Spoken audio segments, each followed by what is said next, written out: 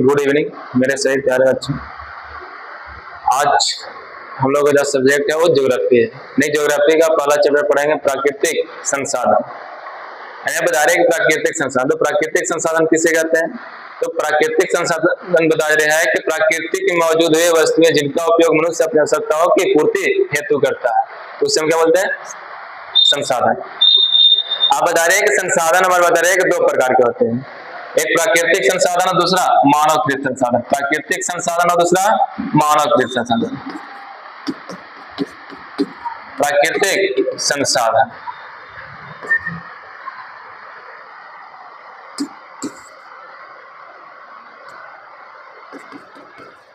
और दूसरा हमारा है मानवकृत संसाधन। प्राकृतिक संसाधन बता रही है कि प्रकृति की मौजूद हमारे वस्तुएं जैसे पेड़ पौधे, जीव जंतु, यानी जैविक और अजैविक घटक हमारे सब जो रहेंगे वो क्या कहलाएंगे? जैविक और प्राकृतिक मौजूद हुए सभी जैविक और अजैविक घटक जिनका उपयोग मनुष्य अपनी आवश्यकताओं की पूर्ति हेतु करता है, उसे प्राकृतिक संसाधन। आप दूसरी बता रही है जैसे हमारे क्या हो गया? पेड़ पौधे, जीव जंतु, नदी, तालाब, पर्वत।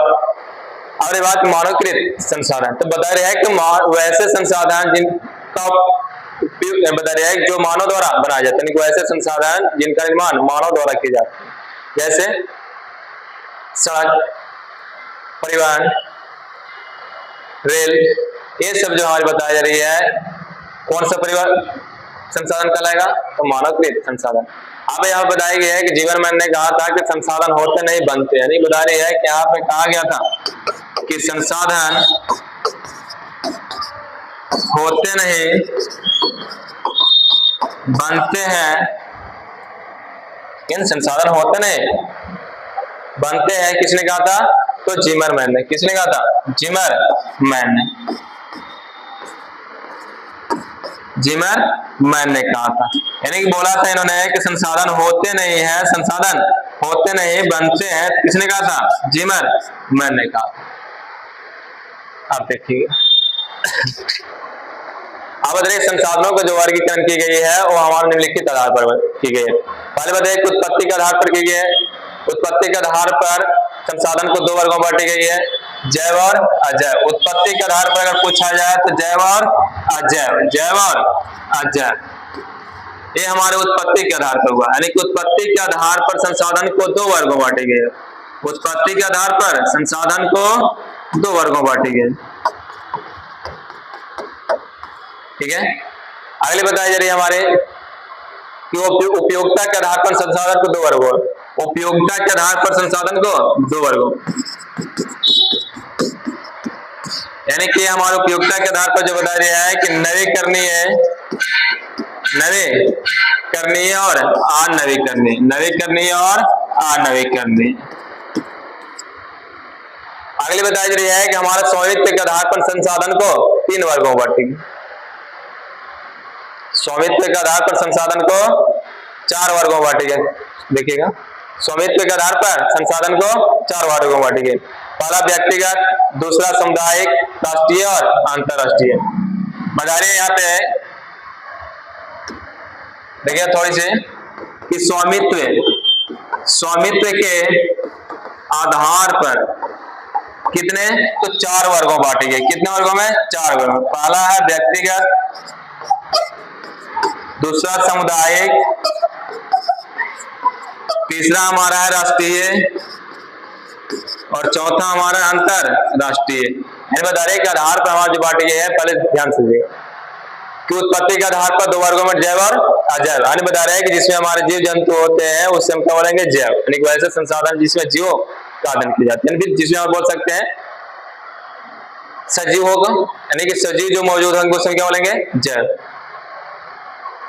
यानी बोल सकते हैं कि जैव संसाधन जो बता रही है कि ऐसे संसाधन का निर्माण जो होता है वो जैव मंडल से होती है। जैसे बता रहे हैं कि मनुष्य, या सीधी सी बात बोल सकते हैं जिसमें जीव होते हैं या सजीव होते हैं, जैसे मनुष्य, वनस्पति, पशु, मत्स्य, ये सब और क्या है? जैव। बता रहे क्या? जैव। यानी बता रहे निर्जीव वस्तुओं के समूहों को अजैव संसाधन कहते हैं, जिसमें हमारे निर्जीव होते हैं, जैसे लकड़ी, खनिज, चट्टान, धातु, ये सब क्या है? बताइएगा? अजैव। यानी बता रहे जिसमें हमारे कोई जान नहीं होता है, निर्जीव निर्जीव का मतलब क्या, जिसमें कोई जल ना हो। देखिए उसके बाद बोला क्या है, नवीकरणीय। तो ऐसे संसाधन जिसका उपयोग हम बार बार कर सकते हैं, यानी कि एक बार उपयोग करने के बाद उसको हम बार बार उपयोग में ला सकते हैं। जैसे सौर ऊर्जा, जल ऊर्जा, पवन ऊर्जा, ये सब हमारे जो है कि एक बार उपयोग करने के बाद इसको हम बार बार उपयोग कर सकते हैं। तो ऐसे संसाधन का हम नवीकरणीय बोले। अनवीकरणीय यानी कि ऐसे संसाधन जिसका उपयोग केवल एक बार कर सकते हैं, केवल एक बार। जैसे बता रहे हैं कि हमारे क्या, कोयला, पेट्रोलियम, कोयला, पेट्रोलियम एक ऐसे संसाधन है अनवीकरणीय। प्राकृतिक गैस, जैसे गैस हमारे हो गई, तो गैस का उपयोग कितने बार करेंगे, सिर्फ एक बार करेंगे, यानी कि एक बार करने के बाद दोबारा उसको उपयोग में हम नहीं ला सकते हैं। तो ऐसे संसाधन को क्या बोलेंगे, अनवीकरणीय संसाधन। आप बोलेंगे स्वामित्व के आधार पर, स्वामित्व के आधार पर उद्योग, स्वामित्व के आधार पर बताया है कि संसाधन को 4 वर्गों में बांटे गए हैं। पहला व्यक्तिगत, ऐसे संसाधन किसी खास व्यक्ति का अधिकार क्षेत्र होगा। बता रहा है कि ऐसे संसाधन जिस पर किसी खास व्यक्ति का अधिकार होगा, तो उसे क्या बोलेंगे, व्यक्तिगत संसाधन।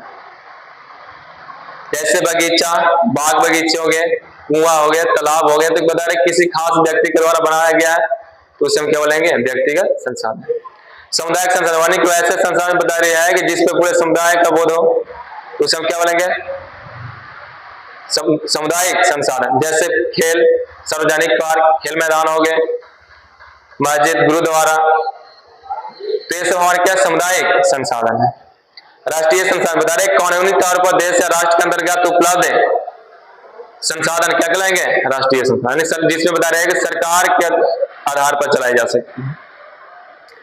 अंतरराष्ट्रीय बता रहे कोई ऐसे संसाधन जिसका नियंत्रण अंतरराष्ट्रीय संस्था करती है, यानी कोई ऐसे संसाधन जिसका नियंत्रण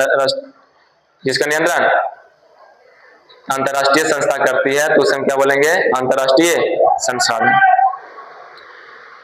अब यहाँ बता रहे किसी देश की तट से रेखा से 200 किलोमीटर दूर इस क्षेत्र का अपवर्जक आर्थिक क्षेत्र का नाम से जाना है। अपवर्जक आर्थिक क्षेत्र बता रही है कितने होने चाहिए, समुद्र तट से 200 किलोमीटर, 200 किलोमीटर आएगा उसे हम अपवर्जक क्षेत्र। चलिएगा आगे देखिएगा।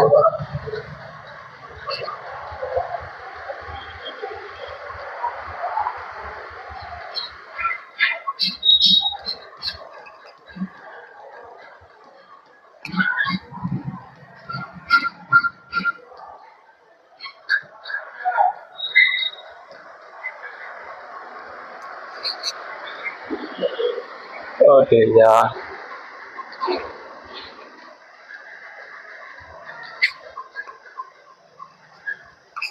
देखिएगा आज के लिए इतना है, यानी कि हमारे संसाधन कितने प्रकार के होते हैं और संसाधन है क्या।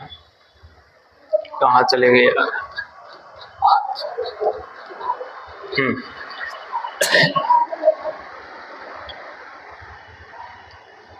ये बात को याद रखिएगा।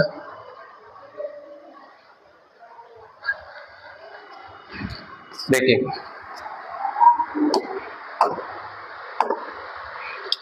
यानी पहले बोलेंगे हमारे संसाधन, ठीक है, कितने प्रकार के, 2 प्रकार के, एक प्राकृतिक और दूसरा मानव कृत। प्राकृतिक संसाधन भी हमारे बता रहे हैं कि 2 प्रकार के होते हैं, नवीकरणीय, अनवीकरणीय।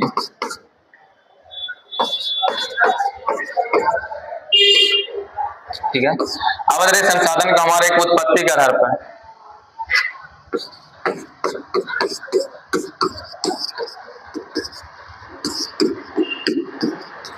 उत्पत्ति के आधार पर जो हमारे पास सजे है कि 2 है, जैव और अजैव, जैव और अजैव। उसके बाद बता रहा है कि उपयोगिता के आधार पर,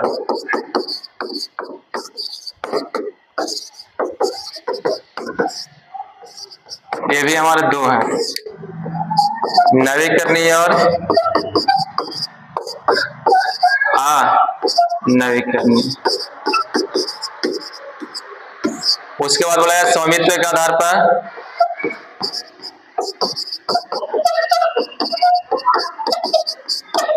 चार है, व्यक्तिगत, सामुदायिक, राष्ट्रीय और अंतरराष्ट्रीय। उसके बाद एक और बताई गई थी कि विकास के आधार पर, तो विकास के आधार पर भी बता रहे 4 वर्गों में बांटे गए, संभावित संसाधन, विकसित संसाधन, संभावित संसाधन, विकसित संसाधन, भंडार और संचित। यानी कि एक और बताई गई आपको किसके आधार पर, आगे, यानी कि विकास के आधार पर 4, विकास के आधार पर